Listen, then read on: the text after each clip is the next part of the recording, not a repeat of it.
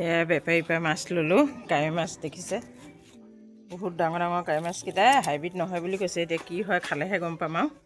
এইজন বেপাৰী কাৱৈ মাছকেইটা দেখিছেনে, বৰ ডাঙৰ ডাঙৰ।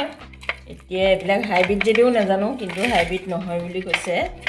এই 3টা কাৱৈ মাছত আধা কেজি হৈছে। নমস্কাৰ বন্ধু বান্ধৱীসকল, আহক আজি কাৱৈ মাছৰ ৰেচিপি বনাওঁ। এইপিনে দেখিছে কাৱৈ মাছ মই বাছি লৈছোঁ। কাৱৈ মাছকেইটা অলপ বেছি ডাঙৰ, সেইকাৰণে টুকুৰা কৰি ল'ব লাগিব। ইমান ডাঙৰ কাৱৈ মাছ এটা এটা খাব নোৱাৰি, দেখিছেনে। কাটি ল'ম। মাছ ভাজিবৰ কাৰণে তেল দি দিছোঁ।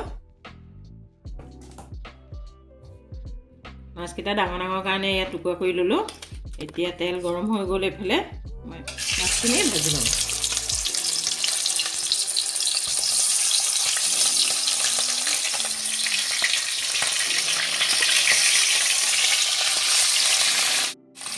মাছ ভজা হৈ গ'ল, এতিয়া মাছ কেইপিচ মই নমাই লৈছোঁ।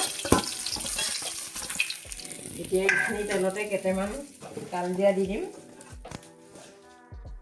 কেইটামান ক'লা জিৰা দি দিছোঁ, পিঁয়াজ বটা দি দিছোঁ,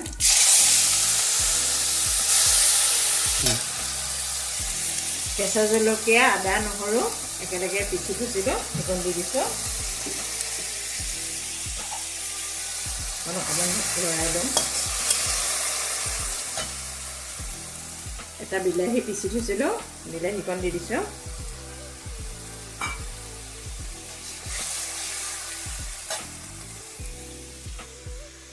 এয়া হালধি দি দিছোঁ, নিমখ দি দিছোঁ সোৱাদ অনুসৰি। এতিয়া ভালকৈ মিলাই ল'ম।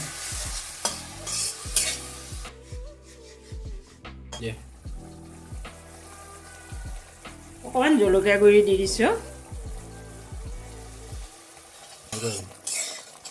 এতিয়া ভালকৈ ভাজি ল'ম।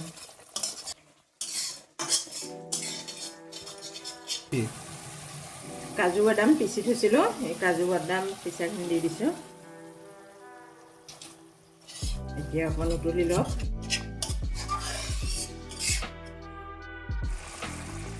মছলাখিনি ভজা হৈ গৈছে, এতিয়া ইয়াতে মই মাছ কেইপিচ দি দিছোঁ।